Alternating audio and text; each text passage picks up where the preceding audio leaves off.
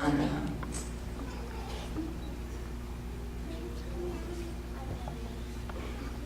And then the other time that we have free time, we enjoy looking out the windows, and especially the brand new module, the cupola that STS-130 brought up.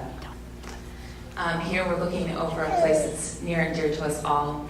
We're coming up on a night pass over Houston and then the Louisiana coast, and we'll come into daylight.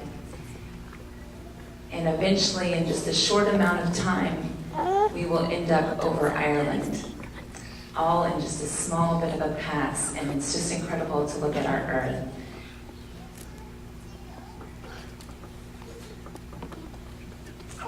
And here we got a chance to look over the coast that we would soon be landing at, and there's Florida. Then we will go over the Bahamas, and eventually you'll see Haiti. And the colors in space are so vibrant. Also, the storms are incredible to watch, to look at the stars. We had the crescent moon while we were up there. And then the auroras. It just is quite the sights to see, and you can never get bored.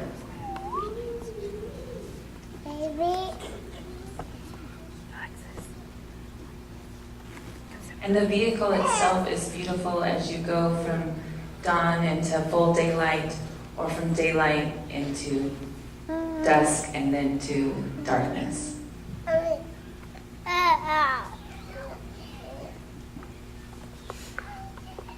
And warp transfer.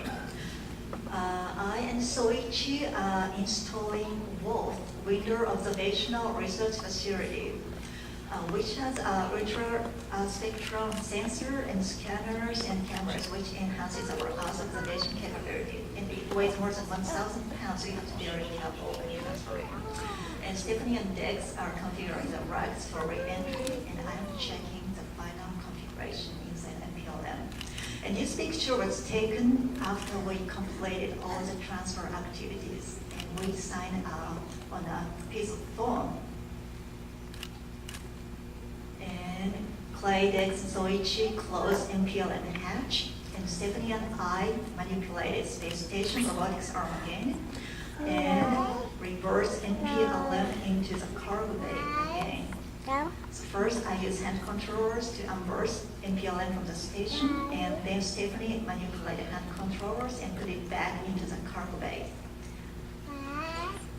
So MPLM weighed more than 10 tons, so we had to be very careful and steadily control the hand controllers. One of the traditions is to get to leave your patch on the node 1 wall there. You can see Dex shaking hands with all the 2 commanders as we were preparing to depart. And here's our final farewell before we cross back over the hatch into Discovery for the last time. Discovery departing. Our undocking occurred at night over the west coast of the United States. We backed out to around 400 feet and then began a lap around the space station that was just nothing short of spectacular for the views that we saw. We're used to seeing this in the simulator, and this is the ultimate high definition, seeing it with your eyes. Here we are crossing by Lake Michigan and Chicago, straight down below the station as we were looking on it. And then you'll see here coming up on the Atlantic coast with Cape Hatteras, the furthest point off to the left. As we complete the fly around there, we see the station from the backside, and looking at the horizon, it just was one of those things that we'll all treasure for the rest of our lives. And Discovery Station on the Facebook, we have a great view. Maybe of that, you guys can come to the overhead window and wave. Everybody wave. You can picture the view. Yeah.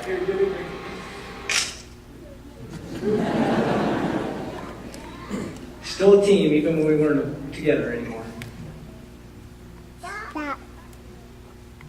Now that all our mission objectives are complete, it's time to get the vehicle ready to go home. One of the things we do during the deorbit prep time frame is close the payload bay doors and get our orbiting spacecraft ready for re-entry. Then, of course, we get into our orange launch and entry suits and strap ourselves into the seats.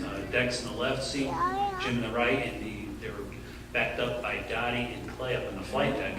You get a great light show. This is lights flashing out the overhead window, basically APU exhaust flashing out the overhead windows, while out the front window, the glow of the nose as you re-enter just forms all these different colors the hotter it gets. And then there's the tail glowing in the overhead windows.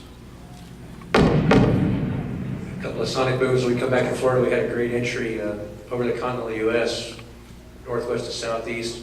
Here we are flying around the heading alignment cone, Jim taking his turn at the stick. And then we roll out on final. Jim got the gear down right on time at 300 feet. And this was a lot like training. Brought it into runway 33 at the Kennedy Space Center on a beautiful morning.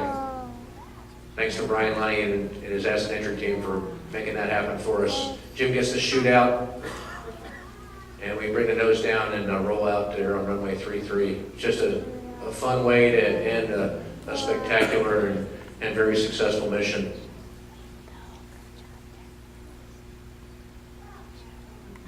And here we are on the runway.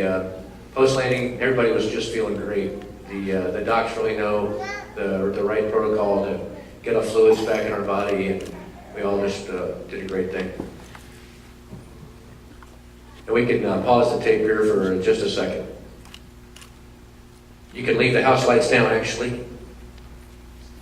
Thank you. And then just a few outtakes, some fun video we wanted to continue to show you here, so you can roll it real quick. Well, in the white room, before we get loaded into the vehicle, we give different messages to our family.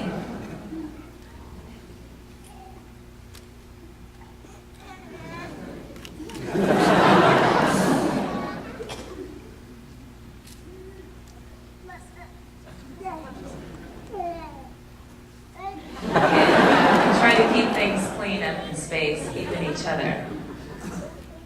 I'm practicing here for the next Olympics.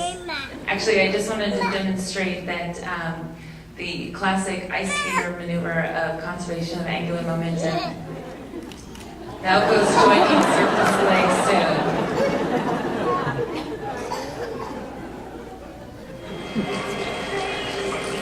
And sometimes you can have a lot of fun with video cameras and getting them spinning.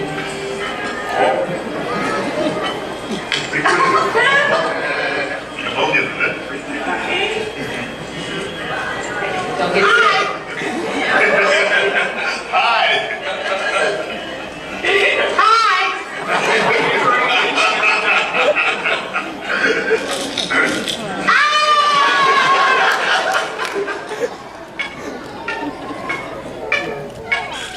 Naoko is playing the koto.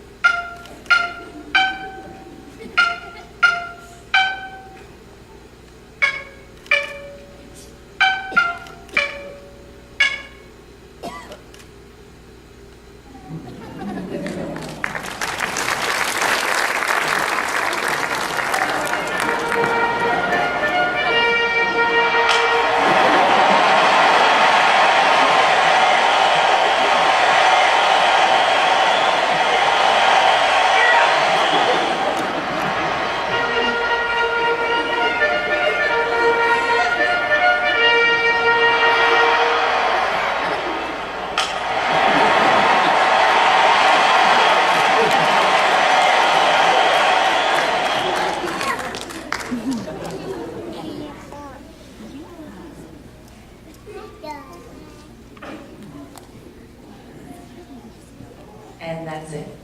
Thanks very much.